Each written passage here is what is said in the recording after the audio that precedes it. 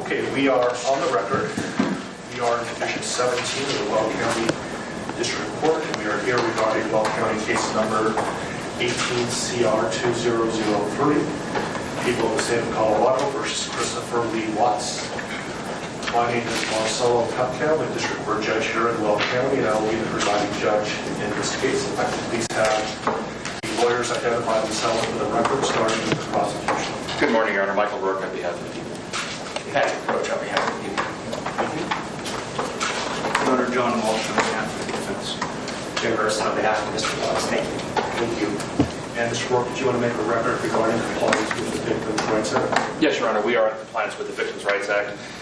Frank Rusick, who is Shanann Watts' father, is present in the courtroom, as is Frankie Rusick, who is Shanann Watts' brother. They are present in the courtroom, and we have advised them of the purpose of today's hearing and what we expect to occur. Thank you. Mr. Watts, last week I gave you a limited advisement because charges had not been filed. They have now been filed, so I'm going to give you a full advisement. If at any time you have any questions, please let me know, and you're welcome also to certainly consult with your attorneys, okay? Yes, sir. So, you do not need to make any statements. Any statements you make can be used against you. Do you understand? Yes, sir. You have the right to be represented by counsel, and if you're indigent, you have the right to request the appointment of counsel or consult with a public defender before any further proceedings are held, and I see that you've taken advantage of that right. Any plea that you make must be made voluntarily and not the result of undue influence or coercion. You understand? Yes. At this point, I have denied your right to bail, given the charges. You can certainly have a conversation shortly about that issue. You have the right to understand the nature of the charges. We'll go over that in a moment. You have the right to a jury trial. You also have the right to demand and receive a preliminary hearing within a reasonable time to determine whether probable cause exists to believe that the offenses charged were committed by you. Do you understand? Yes, sir. I assume that the defense has received a copy of the complaint and information. Mr. Watts will explain to you what you have been formally charged with and what the possible penalties are. Count 1 alleges that on or about August 13th, 2018, Christopher Lee Watts unlawfully, feloniously, after deliberation, and with the intent to cause the death of a person other than himself, caused the death of Shanann Watts in violation of Colorado Revised Statutes 18-3-102, subsection 1, subsection 8. And that crime is classified as murder in the first degree, a class 1 felony. Do you understand? Count 2 alleges murder in the first degree, also a class 1 felony, and it reads that between and including August 12th, 2018 and August 13th, 2018, Christopher Lee Watts unlawfully, feloniously, after deliberation, and with the intent to cause the death of a person other than himself, caused the death of Bella Watts in violation of Colorado Revised Statutes 18-3-102, subsection 1, subsection 8. Do you understand? Count 3 alleges murder in the first degree, a class 1 felony, and specifically it alleges that between and including August 12, 2018 and August 13, 2018, Christopher Lee Watts unlawfully, feloniously, after deliberation, and with the intent to cause the death of a person other than himself, caused the death of Celeste Watts in violation of Colorado Revised Statutes 18-3-102, subsection 1, subsection 8. Do you understand? Count 4 alleges murder in the first degree, a class 1 felony. It alleges that between and including August 12, 2018 and August 13, 2018, Christopher Lee Watts unlawfully, feloniously, and knowingly caused the death of Bella Watts, a child who had not yet attained 12 years of age, and the defendant was in a position of trust with respect to the victim in violation of Colorado Revised Statutes 18-3-102, subsection 1, subsection F. Do you understand? Count 5 alleges murder in the first degree, a class 1 felony. It alleges that between and including August 12, 2018, and August 13, 2018, Christopher Lee Watts unlawfully, feloniously, and knowingly caused the death of Celeste Watts, a child who had not yet attained 12 years of age, and the defendant was in a position of trust with respect to the victim in violation of Colorado Revised Statutes 18-3-102, subsection 1, subsection F. Do you understand? With regard to these first 5 counts, the minimum sentence that the court could impose if convicted is life imprisonment in the Colorado Department of Corrections, and the maximum death, the sentence is death. Do you understand? Let me also point out that pursuant to Rule 32.1 of the Rules of Criminal Procedure, the prosecutor would have to file a written statement of intent to seek the death penalty no later than 63 days after arraignment. Do you understand? If a life imprisonment sentence was imposed, it would be without the possibility of parole. Do you understand that? Yes, sir. Count 6 alleges a Class 2 felony of unlawful termination of pregnancy in the first degree. Specifically, it alleges that on or about August 13, 2018, Christopher Lee Watts, with the intent to terminate unlawfully the pregnancy of a woman, namely Shanann Watts, feloniously and unlawfully terminated the pregnancy of the woman. Further, the woman died as a result of the unlawful termination of the pregnancy in violation of Colorado Revised Statutes 18-3.5-103. Do you understand? Yes, sir. The possible penalties, if convicted for this crime, is a mandatory minimum 16 years in prison up to 48 years in prison, followed by an additional mandatory parole period of 5 years. Do you understand? Yes, sir.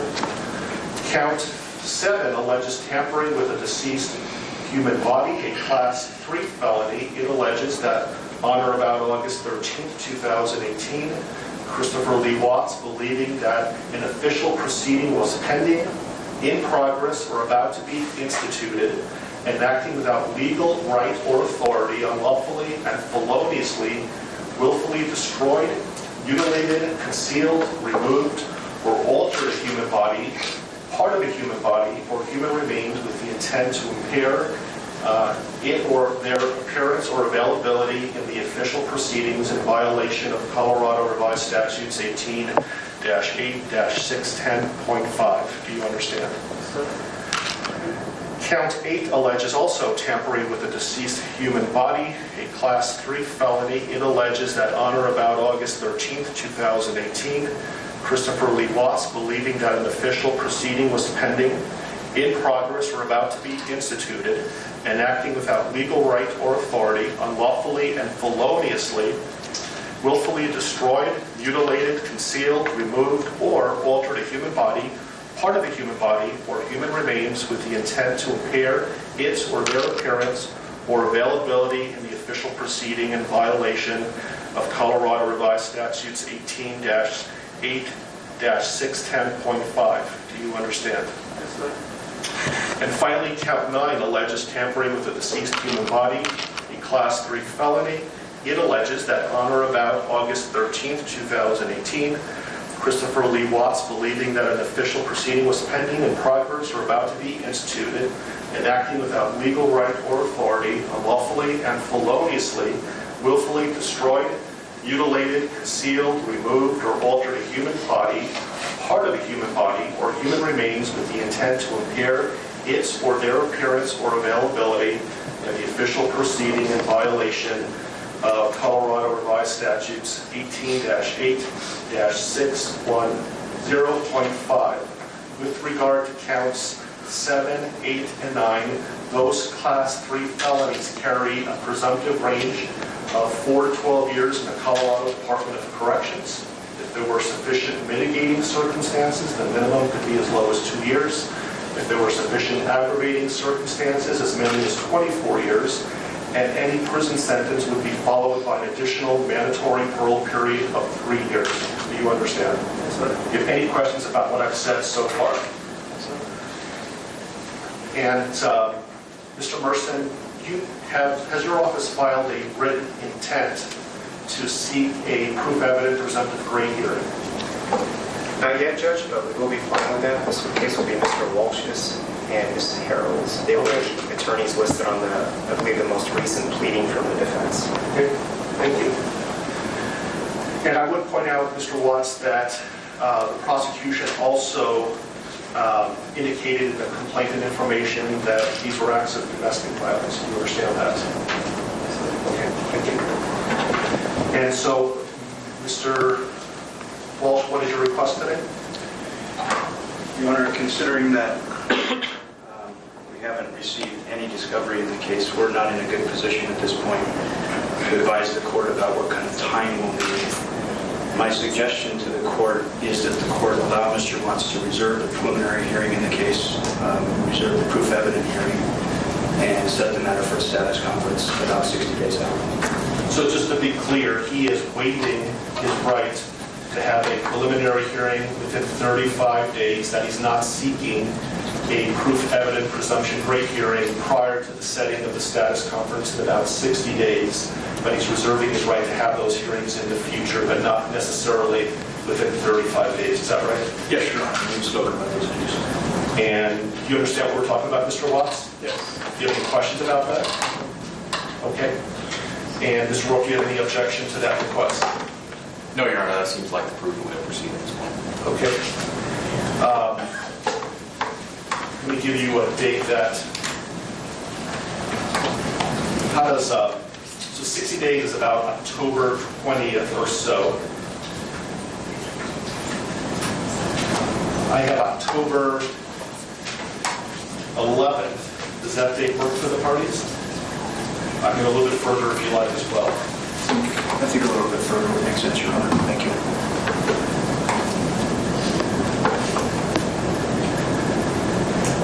How about November 19th? While we're waiting for lawyers to look, let me make a record that the court's going to find that Mr. Watts is knowingly, intelligently, and voluntarily waiving his right to have a preliminary hearing within 35 days. And while he has not asked for a proof evident presumption grade hearing yet, I'm told that he will, and he's not requesting that hearing prior to the status conference that we're setting today. Agreed? Yes. That date works fine with the defense, Your Honor. Thank you. Your Honor, I spoke to the Rusiks, and that is fine with the people as well as the How is late morning on November 19th? Anytime, Your Honor. Late morning is fine. How about 10:30? That'll work for the people. And that will be in Division 16.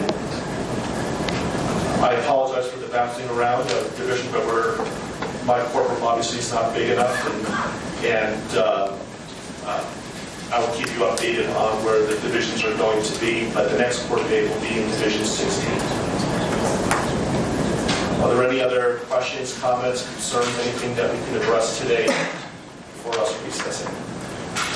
I think there are a couple of things outstanding, Your Honor, and first I wanted to address one very ministerial point of clarification with respect to the standing decorum order that the court entered yesterday.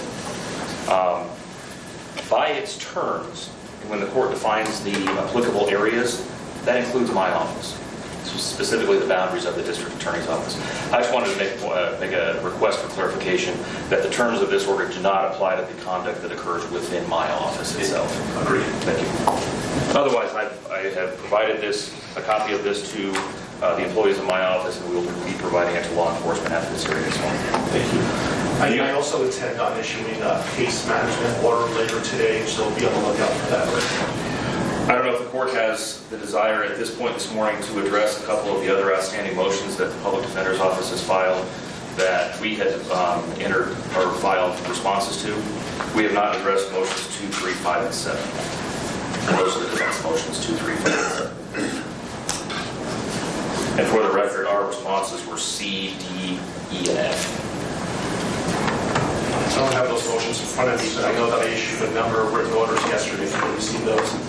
I received written orders, but not as it relates to those 4, so perhaps they just haven't reached my desk yet. If they haven't yet, I will issue a written ruling. We'll be getting them shortly. But I issued a number of orders yesterday. Your Honor, does that include, I did get the order on motion 5 and motion 7. Does that include motions 2 and 3 then that the court would? Remind me what 2 and 3 are again? Motion 2 is the motion to allow confidential defense experts to be present for any testing. And we did have a bit of additional argument on that if the court wanted to hear it. Motion 3 is a motion for a protective order. I prefer that you put it in writing, and then I'll issue a written order with regard to that. Is that something that's time sensitive? I think it could be, Your Honor. I can't speak for the district attorney, but it could be. I can tell the court, understanding what Mr. Walsh is referring to in motion number 2, it is not something that is going to occur in the next day or 2, so it's not time sensitive in that respect. So you'll be received, if you want to put something in writing, just what you wanted to, and I will issue a written order in a timely manner. Does the court want to give us a deadline for that? Shortly. Would you like to file a response? I can have it done in a day or 2. Okay. And so you have control, Mr. Warwick, as to when the testing is going to occur? Absolutely. I can certainly make clear to our forensic agents that pending the litigation or the receipt of a court order on this, that we will not do any forensic testing. That'd be great. So did you want to have time to file a reply to the response? If necessary, if I could have 3 business days to file a response to whatever Mr. Walsh files in the next couple of days, I would appreciate that. Okay, so Mr. Walsh, can you have something filed by close of business tomorrow? Yes, sir. Okay, so close of business on Monday, Mr. Warwick? Yes, sir. And I'll have something to the parties by midweek next week. Thank you. Any other issues that we can resolve today? Not from the people, Your Honor. No, Your Honor. Okay. Okay, we are in recess. Thank you for your time.